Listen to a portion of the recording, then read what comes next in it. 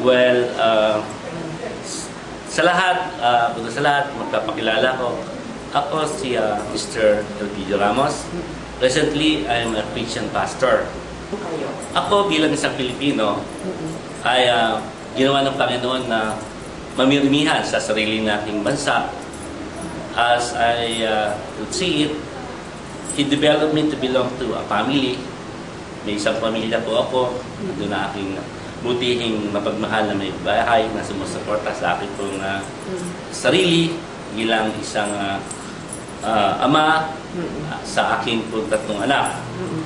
And having them with me here, I really sense that God put us here sa bansa natin. Kasi nga, as I have mentioned to you, I have joined and been there in other nation. Nakapunta po ako sa ibang bansa.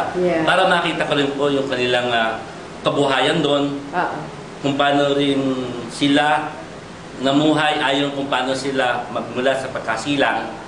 Their culture na kanilang natutunan is the same that we have here. So, uniquely, I could say that being a Filipino, hindi maalis sa akin yung pagiging nationalistic and patriotic as well. So, yun po yung kasalukuyan kong nakikita that even my children is presently enjoying being a Filipino.